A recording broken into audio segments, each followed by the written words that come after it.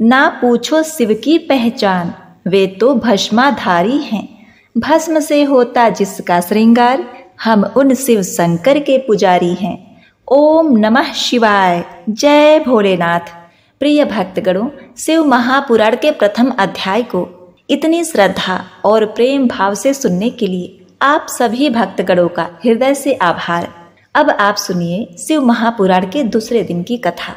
श्री सूत जी शौनक आदि ऋषि से कहते हैं, हे शौनक, इस शिव महापुराण के दान के प्रभाव से भगवान शिव का अनुग्रह पाकर मनुष्य भवबंधन से मुक्त हो जाता है।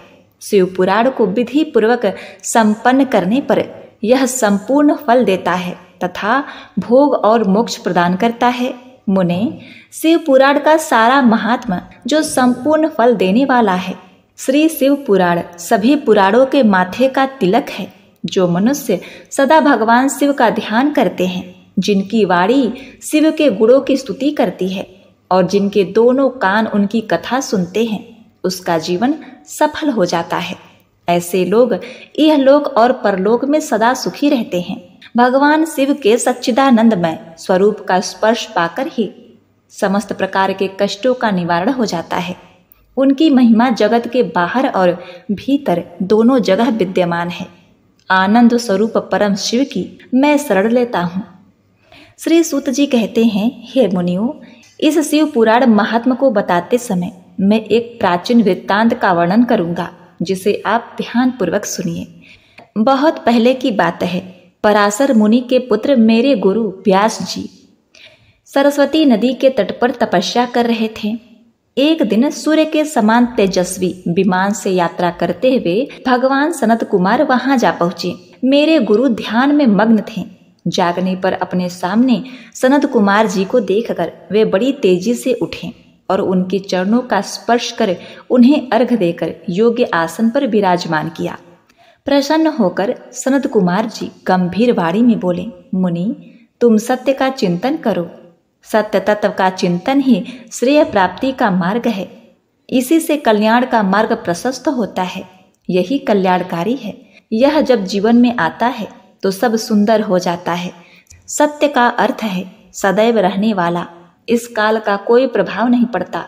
यह सदा एक समान रहता है। सनत कुमार जी महर्षि व्यास जी को आगे समझाते हुए कहते हैं, महर्षि, सत्य पदार्थ भगवान शिव ही हैं।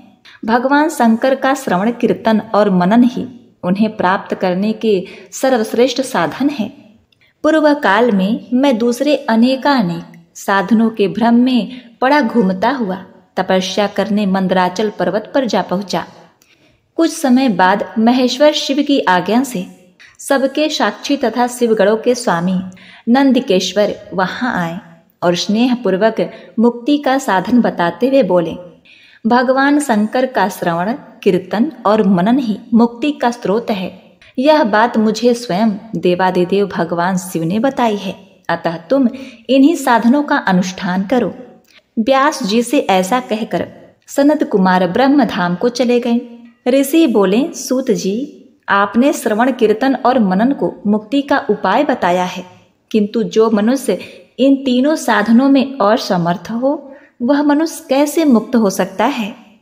किस कर्म के द्वारा बिना यत्न के ही मोक्ष मिल सकता है? श्री सूत जी कहते हैं, हे शौनक जी, श्रवण कीर्तन और मनन जैसे साधनों को करना प्रत्येक के लिए सुगम नहीं है। इसके लिए योग्य गुरु और आचार्य चाहिए। गुरु मुख से सुनी गई वाणी मन की शंकाओं को दग्ध करती है। गुरु मुख से सुने शिव तत्व द्वारा शिव के रूप स्वरूप के दर्शन और गुणानुवाद में रसानुभूति होती है, तभी भक्त कीर्तन कर पाता है। यदि ऐसा कर पाना संभव न हो तो मोक्षार्थी को चाहिए कि वह भगवान शंकर के लिंग एवं मूर्ति की स्थापना करके रोज उनकी पूजा करे। इसे अपनाकर वह इस संसार से पार हो सकता है। संसार सागर से पार होने के लिए इस तरह की पूजा आसानी से भक्ति पूर्वक की जा सकती है। अपने शक्ति एवं सामर्थ्य के अनुसार धनराशि से शिवलिंग या शिव मूर्ति की स्थापना कर भक्ति भाव से उसकी पूजा करनी चाहिए। मंडप, गोपुर, तीर्थ, मठ एवं क्षेत्र की स्थापना कर उत्सव का आयोजन करना चाहिए तथा पुष्प, धूप, वस्त्र, गंध, दीप तथा पुआ और तरह तरह के भोजन नैवेद्य के रूप में अर्पित करना चाहिए। श्री शिव जी ब्रह्म स्वरूप और निष्कल अर्थात कला रहित भी हैं और कला सहित भी। मनुष्य इन दोनों स्वरूपों की पूजा करते हैं। शिव जी को ही ब्रह्म पदवी भी प्राप्त है। कला पूर्ण भगवान शिव जी की मूर्ति का पूजन भी मनुष्यों द्वारा की जाती है और वेदों ने भी इस तरह की पूजा की आज्ञा प्रदान की है। सनत कुमार जी ने पूछा, हे नंदकेश्वर, पूर्व काल में उत्पन्न हुए लिंग बेर अर्थात मूर्ति की उत्पत्ति के संबंध में आप हमें विस्तार से बतलाइए।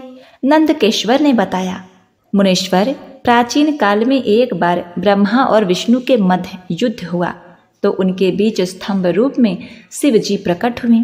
इस प्रकार उन्होंने पृथ्वी लोक का संरक्षण किया। उसी दिन से महादेव जी का लिंग के साथ साथ मूर्ति पूजन भी जगह जगह में प्रचलित हो गया। अन्य देवताओं की साकार अर्थात मूर्ति पूजा होने लगी, जो कि अभिष्ट फल प्रदान करने वाली थी, परंतु शिव के लिंग और मूर्ति दोनों रूप ही पूजनीय है। नंदकेश्वर बोले, पूर्व काल में श्री विष्णु अपनी पत्नी श्री लक्ष्मी जी के साथ शेष शैया पर शयन कर रहे थे। तब एक बार ब्रह्मा जी वहां पहुंचे। फिर भी शांत रहते हुए वे बोले, पुत्र, तुम्हारा कल्याण हो, कहो अपने पिता के पास कैसे आना हुआ। यह सुनकर ब्रह्मा जी कहने लगे, मैं तुम्हारा रक्षक हूँ, सारे जगत का पितामह हूँ, सारा जगत मुझ में निवास करता है। तू मेरी नाभि कमल से प्रकट होकर मुझसे ऐसी बातें कर रहा है। इस प्रकार दोनों में विवाद होने लगा। तब वे दोनों अपने को प्रभु कहते कहते एक दूसरे का वध करने को तैयार हो गए। हंस और गरुड़ पर बैठे दोनों परस्पर युद्ध करने लगे। ब्रह्मा जी के वक्ष स्थल में विष्णु जी ने अनेकों अस्त्रों का प्रहार करके उन्हें व्याकुल कर दिया। इससे कुपित हो ब्रह्मा जी ने भी पलटवार भयानक प्रहार किया। उनके पारस्परिक आघातों से देवताओं में हलचल मच गई। वे घबराए और त्रिशूलधारी भगवान शिव के पास गए और उन्हें सारी व्यथा सुनाई। भगवान शिव अपनी सभा में उमा देवी सहित सिंहासन पर विराजमान थे और मंद मंद मुस्कुरा रहे थे।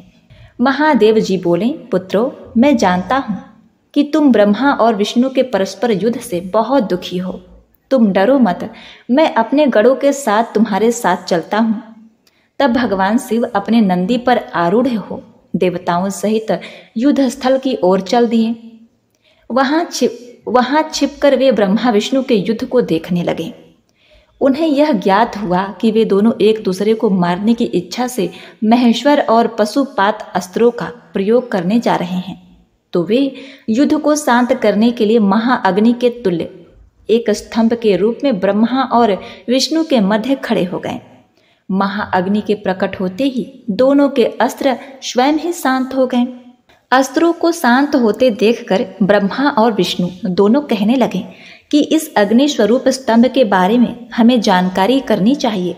दोनों ने उसकी परीक्षा लेने का निर्णय किया। भगवान विष्णु ने शुकर रूप धारण किया और उनको देखने के लिए नीचे धरती में चल दिए। ब्रह्मा जी हंस का रूप धारण करके ऊपर की ओर चल दिए। पाताल में बहुत नीचे जाने पर भी विष्णु जी को स्तंभ का अंत नहीं मिला, अतः वे वापस चले आए। ब्रह्मा जी ने आकाश में जाकर केतकी का फूल देखा। वे उस फूल को लेकर विष्णु जी के पास गए। विष्णु जी ने उनके चरण पकड़ लिए। ब्रह्मा जी के छल को देखकर भगवान विष्णु प्रकट हुए। विष्णु जी की महानता से शिव प्रसन्न होकर बोले, हे विष्णु जी, आप सत्य बोलते हैं, अतः मैं आपको अपनी समानता का अधिकार देता हूँ। नंदीश्वर बोले, महादेव जी ब्रह्मा जी के छल पर अत्यंत ही क्रोधित हुए।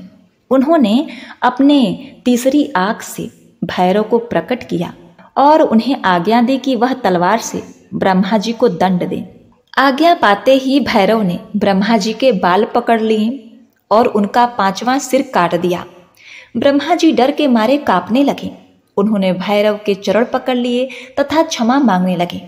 इसे देखकर विष्णु जी ने भगवान शिव से प्रार्थना की कि आपकी कृपा से ही ब्रह्मा जी को 5वां सिर मिला था, अतः आप मुझे क्षमा कर दें। तब शिव जी की आज्ञा पाकर ब्रह्मा को भैरव ने छोड़ दिया। शिव जी ने कहा, तुमने प्रतिष्ठा और ईश्वर तत्व को देखने के लिए छल किया है, इसीलिए मैं तुम्हें शाप देता हूँ कि तुम सत्कार स्थान व उत्सव से विहीन रहोगे। ब्रह्मा जी को अपनी गलती का पछतावा हो चुका था। उन्होंने भगवान शिव के चरण पकड़कर क्षमा मांगी और निवेदन किया कि वे उनका 5वां सिर पुनः प्रदान करें।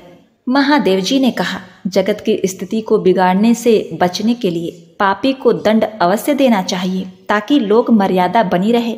मैं तुम्हें वरदान देता हूँ कि तुम गणों के आचार्य कहलाओगे और तुम्हारे बिना यज्ञ पूर्ण नहीं होंगे।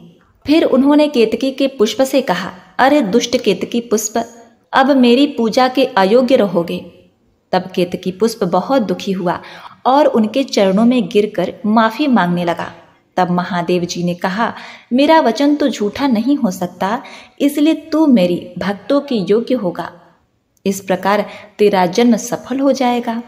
नंदेश्वर कहते हैं कि ब्रह्मा और विष्णु भगवान शिव को प्रणाम कर चुपचाप उनके दाएं बाएं भाग से खड़े हो गए। उन्होंने पूजनीय देवादिदेव जी को श्रेष्ठ आसन पर बैठाकर पवित्र वस्तुओं से उनका पूजन किया। दीर्घकाल तक स्थिर रहने वाली वस्तुओं को पुष्प वस्तु तथा अल्पकाल तक टिकने वाली वस्तुओं को प्राकृतिक वस्तु कहते हैं।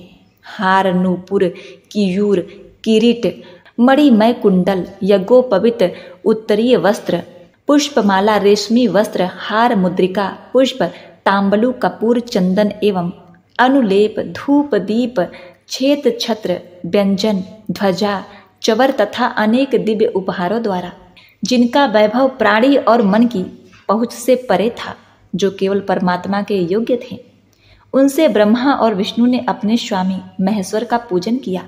इससे प्रसन्न होकर भगवान शिव ने दोनों देवताओं से मुस्कुराकर कहा, पुत्रों, आज तुम्हारे द्वारा की गई पूजा से मैं बहुत प्रसन्न हूँ। इसी कारण यह दिन परम पवित्र और महान होगा। यह तिथि शिवरात्रि के नाम से प्रसिद्ध होगी और मुझे परम प्रिय होगी। इस दिन जो मनुष्य मेरे लिंग अर्थात निराकार रूप किया, मेरी मूर्ति अर्थात साकार रूप की दिन रात निराहार रहकर अपनी शक्ति के अनुसार निश्चल भाव से यथोचित पूजा करेगा, वह मेरा परम प्रिय भक्त होगा। पूरे वर्ष भर निरंतर मेरी पूजा करने पर जो फल मिलता है, वह फल शिवरात्रि को मेरा पूजन करके मनुष्य तत्काल प्राप्त कर लेता है।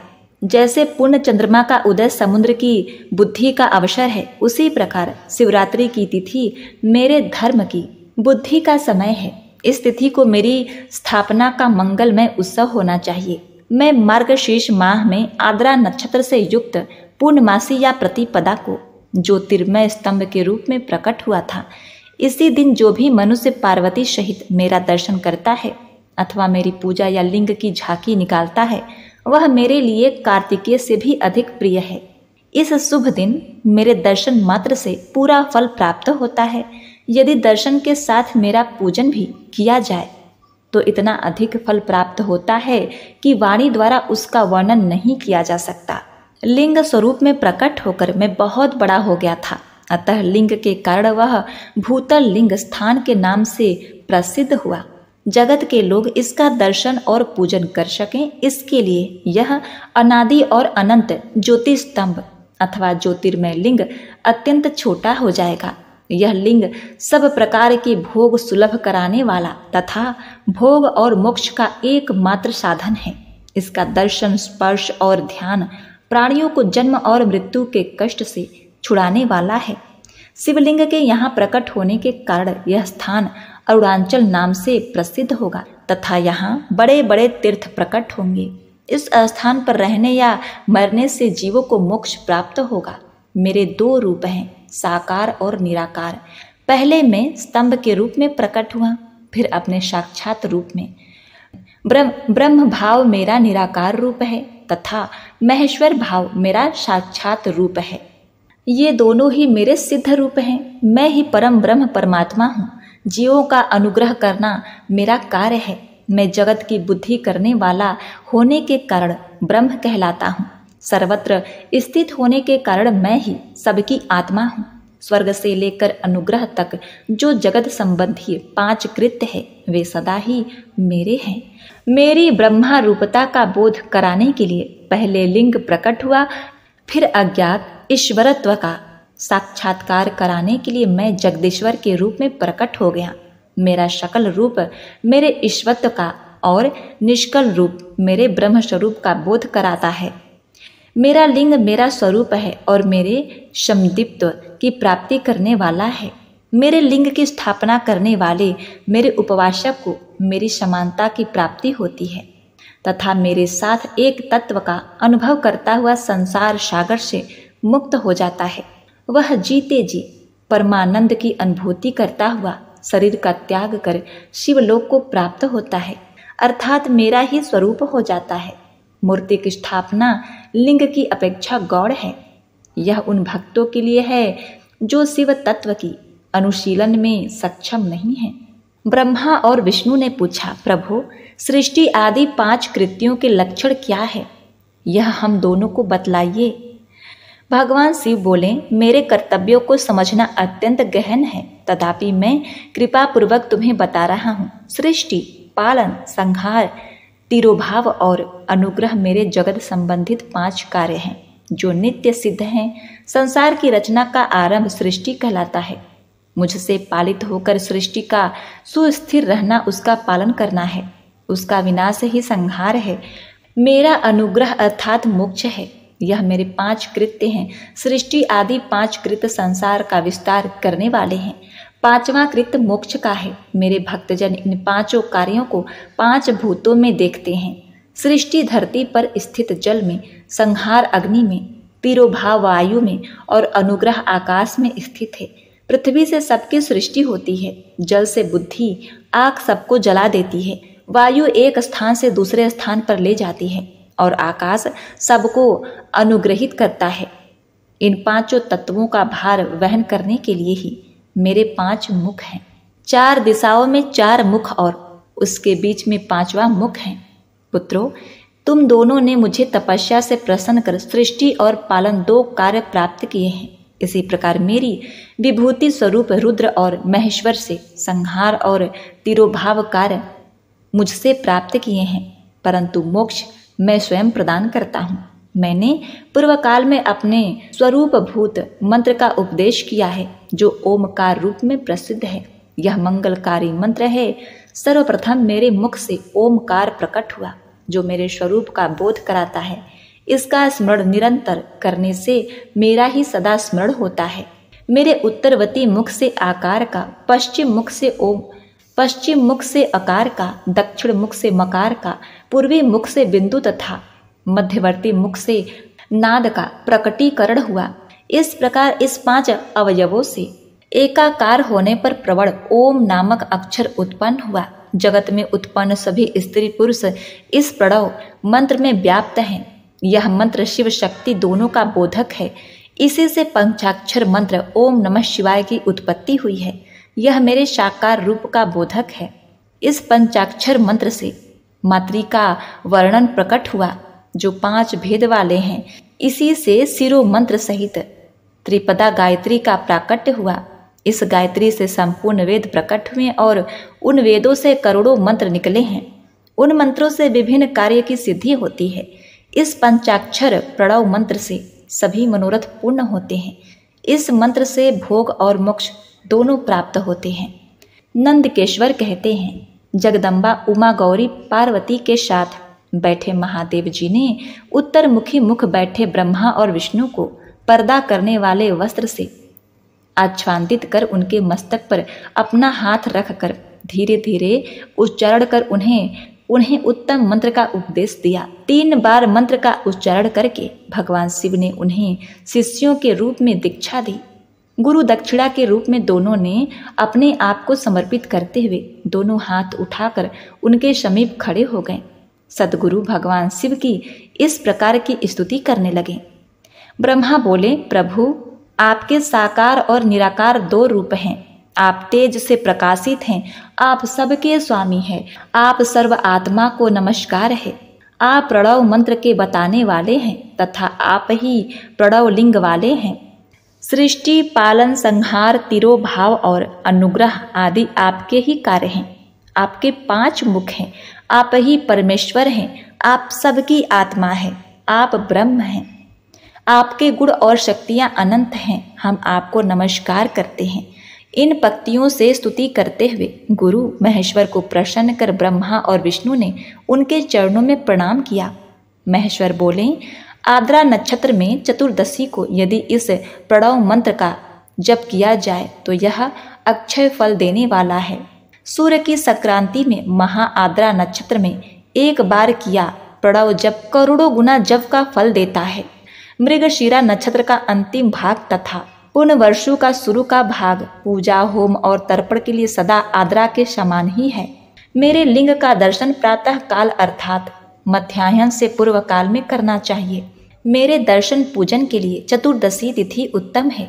पूजा करने वालों के लिए मेरी मूर्ति और लिंग दोनों समान है।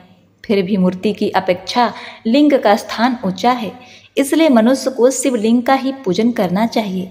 लिंग का ओम मंत्र से और मूर्ति का पंचाक्षर मंत्र से पूजा करना चाहिए। शिवलिंग की स्वयं स्थापना करके या दूसरों से स्थापना करवाकर उत्तम द्रव्यों से पूजा करने से मेरा पद सुलभ होता है। इस प्रकार दोनों शिष्यों को उपदेश देकर भगवान शिव शंकर अंतर ध्यान हो गए। तो बोलिए ओम नमः शिवाय, पार्वती पते हर हर महादेव, जय भोलेनाथ। प्रिय भक्तों, आइए अब श्रवण करते हैं शिव जी की चालीसा। जय गणेश गिरिजा सुवन, मंगल मूल सुजान, कहत अयोध्या दास तुम, देहु अभय वरदान। जय गिरिजापति दीन दयाला, सदा करत संतन प्रतिपाला, भाल चंद्रमा सोहत नीके, कानन कुंडल नाग फनीके, अंग गौर सिर गंग बहाए, मुंड माल तन छार लगाए, वस्त्र खाल बाघंबर सोहे, छवि को देख नाग मन मोहे, मैना मातु की हवे दुलारी, बाघ अंग सोहत छवि न्यारी, कर त्रिशूल सोहत छवि भारी, करत सदा शत्रुन क्षयकारी, नंदी गणेश सोहे तह केसे, सागर मध्य कमल है जैसे, कार्तिक श्याम और गणराऊ, या छवि को कही जात न काऊ, देवन जब ही जाय पुकारा, तब ही दुख प्रभु आप निवारा, किया उपद्रव तारक भारी, देवन सब मिली तुम ही जुहारी, तुरत षडानन आप पठाऊ, लवनी में महामारी गिराऊ, आप जलंधर असुर संहारा, सुयश तुम्हारा विदित संसारा, त्रिपुरासुर सन युद्ध मचाई, सब ही कृपा कर लीन बचाई, किया तपहि भगीरथ भारी, पूर प्रतिज्ञाता सुपुरारी, धानिन मह तुम सम को नाही, सेवक स्तुति करत सदाही, वेद माहि महिमा तुम गाई, अकथ अनादि भेद नहीं पाई, प्रकटि उदित मंथन में ज्वाला, जरत सुरासुर भय विहाला, कीन्ही दया तह करी सहाई, नीलकंठ तब नाम कहाई, पूजन रामचंद्र जब कीन्हा, जीत के लंक विभीषण दीन्हा, सहस कमल में हो रह धारी, कीन्ही परीक्षा तब ही पुरारी, एक कमल प्रभु रखऊ जोई, कमल नयन पूजन चह सोई, कठिन भक्ति देखी प्रभु शंकर, भये प्रसन्न दिए इक्षित वर, जय जय जय अनंत अविनाशी, करत कृपा सबके घटवासी, दुष्ट सकल नित मोहि सतावे, भ्रमत रहो मोहि चित्त न आवे, त्राहि त्राहि में नाथ पुकारो, एहि अवसर मोहि आन उबारो। लय त्रिशूल शत्रुन को मारो, संकट ते मोहि आन उबारो। मात पिता भ्राता सब होई, संकट में पूछत नहीं कोई। स्वामी एक है आस तुम्हारी, आय हरहूँ मम संकट भारी। धन निर्धन को देत सदाही, जो कोई जाचे सो फल पाही। स्तुति के ही विधि करे तुम्हारी, क्षमहु नाथ अब चूक हमारी। शंकर हो संकट के नाशक, मंगल कारण विघ्न विनाशन।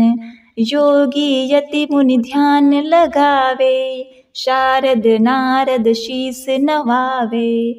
नमो नमो जय नमः शिवाय, सुर ब्रह्मादिक पार न पाय। जो यह पाठ करे मन लाई, तापर होत है शंभु सहाई।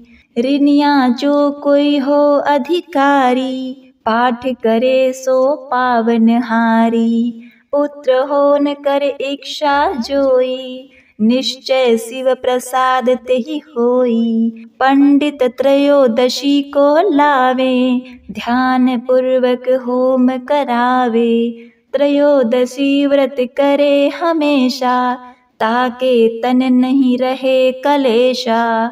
धूप दीप नैवेद्य चढ़ावे, शंकर सम्मुख पाठ सुनावे। जन्म जन्म के पाप नसावे, अंत धाम शिवपुर में पावे।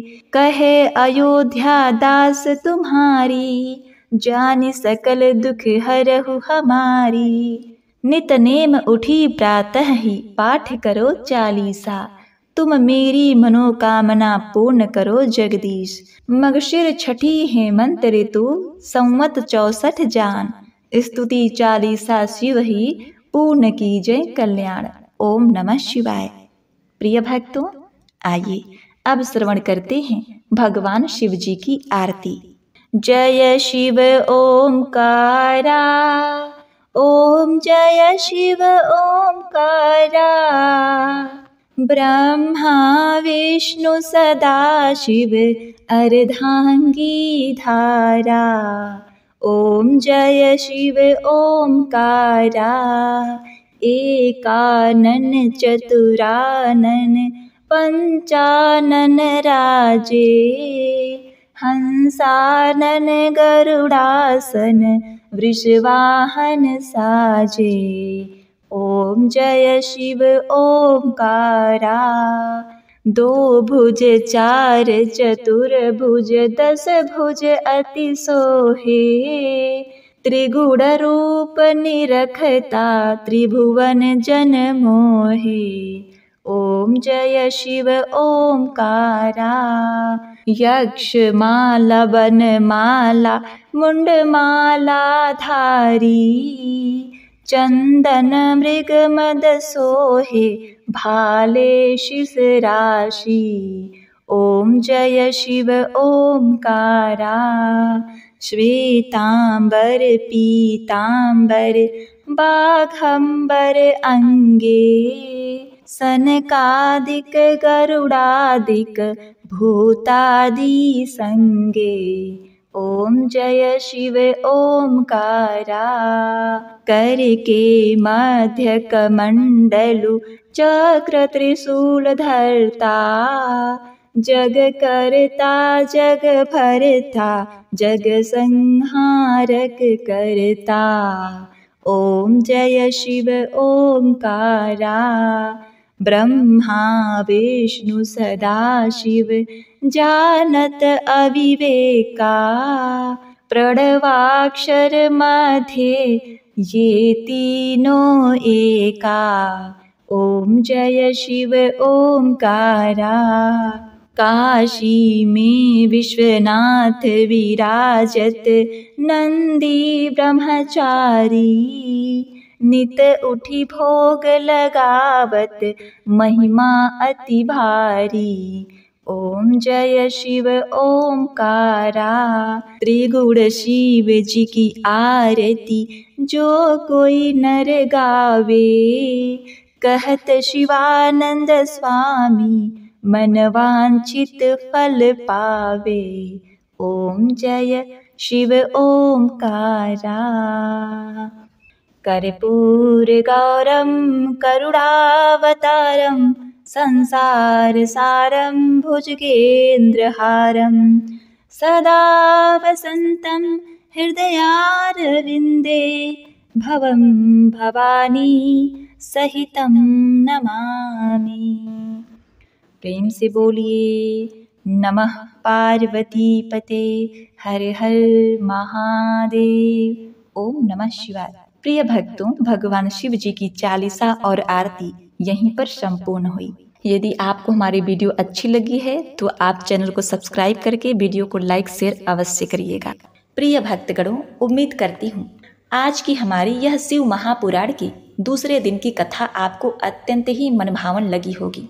अपनी राय और अपना सुझाव कमेंट बॉक्स में अवश्य लिखिएगा और साथ ही ओम नमः शिवाय लिखना ना भूलिएगा। यदि आपने हमारे चैनल को सब्सक्राइब नहीं किया है तो सब्सक्राइब कर लीजिए, लाइक शेयर कमेंट करिए और साथ ही बेल बटन को भी दबाइएगा ताकि हमारे आने वाले हर एक नए वीडियो की जानकारी आप तक सबसे पहले पहुंच सके और आप उसका आनंद उठा सके और आप उसका लाभ उठा सकें। तो आपका जीवन मंगलमय और प्रसन्नता से परिपूर्ण रहे, इसी कामना के साथ मिलते हैं नेक्स्ट वीडियो में। तब तक के लिए नमस्कार।